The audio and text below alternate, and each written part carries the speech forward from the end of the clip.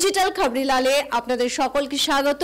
আর তার সঙ্গেই নির্বাচনী লড়াইয়ের দামামা তো বেশ কিছুদিন আগেই বেজে গেছে, আর তার সঙ্গে প্রত্যেকটা জায়গায় এখন একটাই আলোচনা, আর সেটা হচ্ছে নির্বাচন, তাই তো বিবেক? একদমই তাই। এবং নির্বাচন নিয়ে, নির্বাচনের জল্পনা, নির্বাচনের জল কোন দিকে যাবে, সমীকরণ কি হবে, তার রসায়ন কি হবে, এই নিয়ে প্রত্যেকেই এখন জ্যোতিষী, প্রত্যেকেই একদম বিশেষজ্ঞ। কিন্তু সব থেকে বড় বিষয়, গোটা দেশে বিভিন্ন সমীক্ষক সংস্থা তারাও সমীক্ষা করেছে, বিভিন্ন বড় বড় তাবর নাম করা সমীক্ষক সংস্থা তারা সমীক্ষা করেছে, সেই সঙ্গে কিন্তু আমরাও করেছি। একদম একেবারে মাটিতে নেমে, মাঠে নেমে যাকে বলা হয়, গ্রাউন্ড জিরো যাকে বলা হয়, সে অর্থে কিন্তু ডিজিটাল খবরিলালের টিম এই সমীক্ষা করেছে শুধুমাত্র ডিজিটাল খবরিলালের ভিউয়ার্স মানে আপনাদের জন্য। আজকে আমি আর বিবেক সেই ডিটেলসে আপনাদেরকে বলবো যে সমীক্ষায় কি উঠে এসেছে, মমতা এগিয়ে নাকি মোদি, নাকি কোন রাজনৈতিক দলের ওপর ক্ষুণ্ণ রয়েছে রাজ্যবাসী, তাই তো? একদমই তাই। মোদি না মমতা নাকি রাহুল, রাজ্যে কার পাল্লা পারি আর কেন্দ্রেই বা কার পাল্লা ভারী, কার কাজে জনগণ কতটা খুশ আর কার কাজে কতটা নাখুশ, এই সমস্ত কিছুর একেবারে গ্রাউন্ড জিরো রিয়ালিটি বলতে পারেন আপনারা, সেটাই আমরা নিয়ে আসছি আপনাদের সামনে। এটা হচ্ছে এপিসোড 1। এরকমই আমরা কিন্তু 4টে এপিসোড আনবো আপনাদের জন্য ডিজিটাল খবরিলাল বাংলায়, আর হিন্দিতে থাকবে ডিজিটাল খবরিলাল হিন্দিতেও 4টে এপিসোড, যেখানে শুধুমাত্র রাজ্য রাজনীতি নয়, জাতীয় রাজনীতিতেও সাধারণ মানুষের চিন্তা ভাবনা, কাকে এগিয়ে রাখছেন, ইন্ডিয়া নাকি বিজেপি, অন্যদিকে রাজ্যে বা কি চাইছেন, খুশি মমতার কাজে নাকি অখুশি, সে সমস্ত সমীকরণ, সে সমস্ত সমীক্ষা আমরা তুলে ধরবো। তার সঙ্গে যে প্রথম প্রশ্ন আমরা বেছে নিয়েছিলাম, প্রথম পছন্দ কে, মোদি, মমতা না রাহুল, তাই তো? আমরা মাঠে যেটা দেখেছি গ্রাউন্ড জিরোতে নেমে, যদি দর্শকদেরকে একটু বলবে। দেখো, বেশিরভাগ ক্ষেত্রেই দেখা গিয়েছে যে প্রথম পছন্দের পাল্লা কিছুটা হলেও মোদির দিকে ভারী।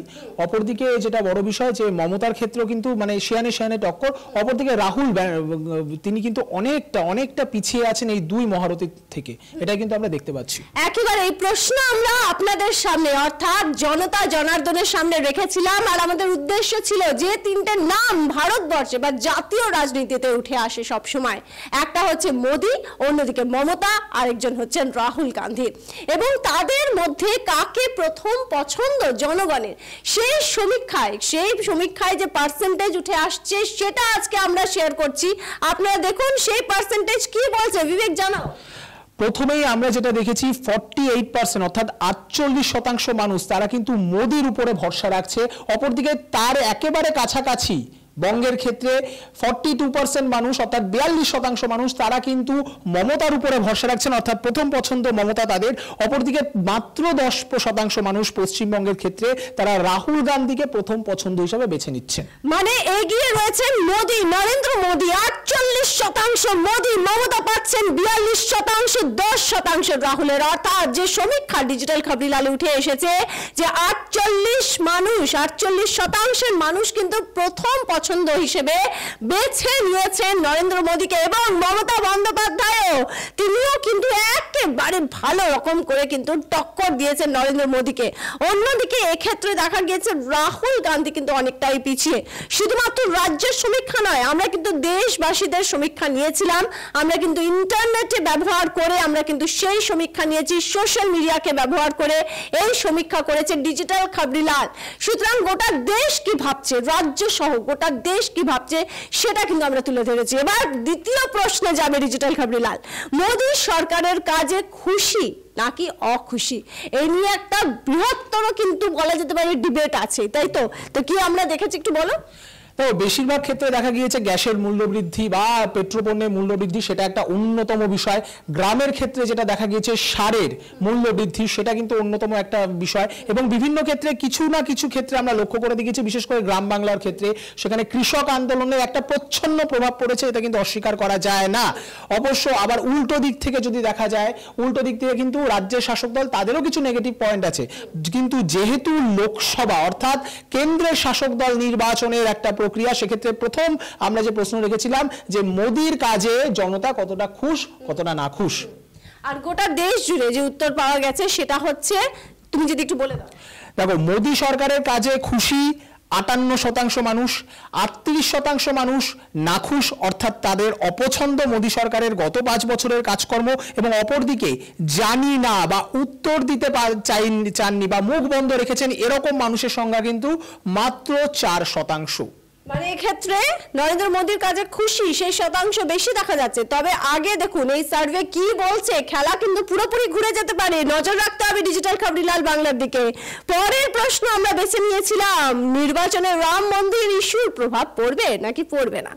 সেখানে কিন্তু একটা বৃহত্তর একটা সংখ্যা বা পরিসংখ্যা মানুষ কিন্তু একেবারে মোদীর সাপোর্টে দেখা গিয়েছে, তাই তো? একদমই তাই। জানুয়ারি মাসে একেবারে ঘটা করে রাম মন্দির উদ্বোধন, গোটা দেশ গোটা বিশ্ব সেই বর্ণাঢ্য উদ্বোধনের যে অনুষ্ঠান, সেই অনুষ্ঠানের সাক্ষী ছিল। অনেকে সে সময় বলেছিলেন যে রাম মন্দিরের যে নির্বাচনী প্রক্রিয়ার কথা মাথায় রেখে, নির্বাচনের যে নির্ঘণ্ট তার ঘটার কথা মাথায় রেখে এত তড়িঘড়ি রাম মন্দিরের উদ্বোধন, কিন্তু সেই রাম মন্দির যে নির্বাচনের ইস্যু হতে চলেছে এটা দলমত নির্বিশেষে সবাই মোটামুটি একদিকে ভেবে নিয়েছিল, এবং বিভিন্ন ভাষণে দেখা গিয়েছে নরেন্দ্র মোদী রাম মন্দিরের উদ্বোধনের প্রসঙ্গ বারংবার টেনে আনছেন। ফলে সেটা একটি অন্যতম বিষয়, বা সেটার প্রভাব কতটা সেটা আমরা কিন্তু আম জনতার কাছে রামের খবর নিতে একদম। আর বিবেক যেটা বললো ঠিক সেখানেই দেখা যাচ্ছে যে বিরোধীরাও কিন্তু বারবার আক্রমণ করেছেন। তারা বলেছেন যে ধর্মের রাজনীতি হচ্ছে রাম মন্দির ইস্যুটাকে নিয়ে, সেক্ষেত্রে বিরোধীরা সবসময় সুর কিন্তু একেবারে চড়িয়েছিলেন।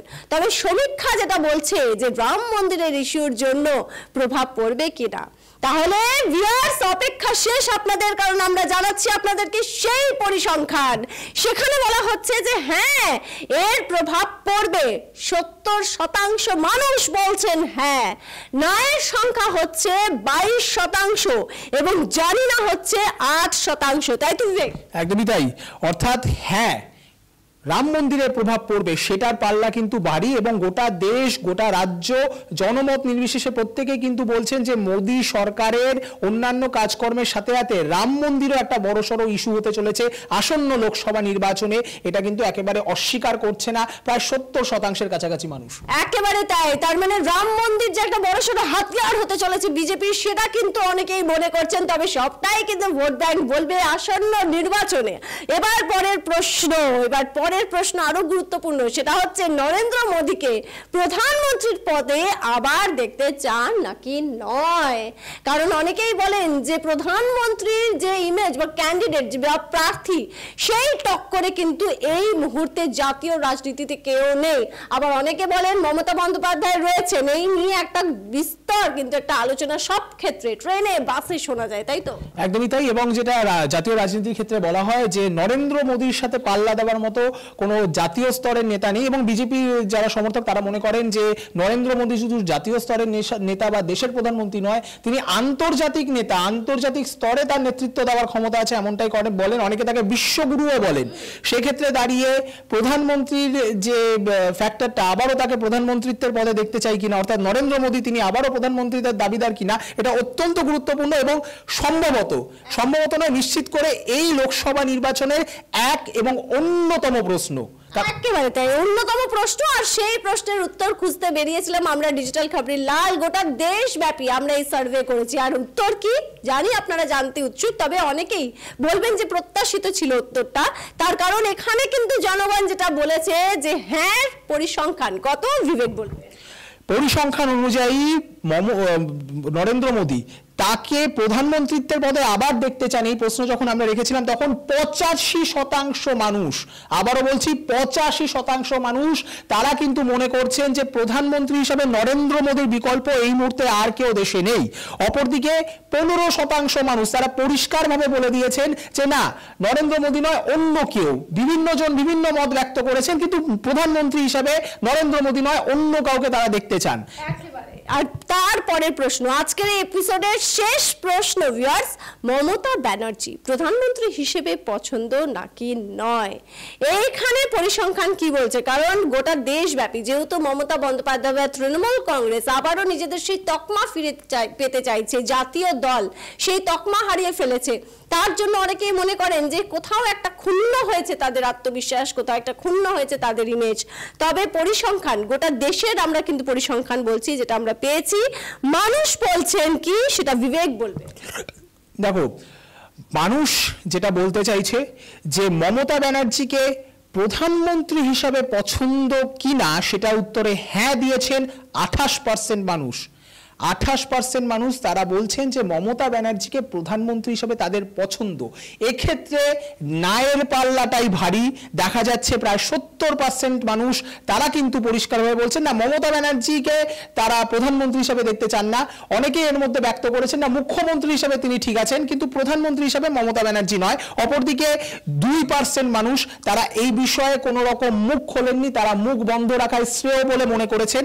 অর্থাৎ এক্ষেত্রে কিন্তু মমতা ব্যানার্জির পাল্লা একটু হলেও কমের দিকে, অর্থাৎ মাত্র 28%।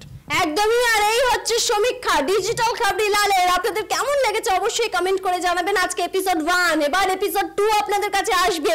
একেবারে নজর রাখতে হবে, সাবস্ক্রাইব করতে হবে ডিজিটাল খবরি লালে, কারণ এর পরে ডিজিটাল খবরি লাল যে প্রশ্নটা বেঁচেছিল সেটা কিন্তু আপনাদের থেকেই এসেছিল প্রশ্ন। সেটা কি সেটা জানতে হলে এবং তার উত্তর যদি জানেন তাহলে একেবারে চমকে উঠবেন আপনারা। সেটা জানার জন্য পরের এপিসোডে নজর রাখবেন ডিজিটাল খবরি লালের। আর সাবস্ক্রাইব করে নেবেন, কারণ ডিজিটাল খবরিলাল মানেই হচ্ছে খবর আপনাদের, নজর আমাদের। ডিজিটাল খবরিলাল, খবর আপনাদের, নজর আমাদের।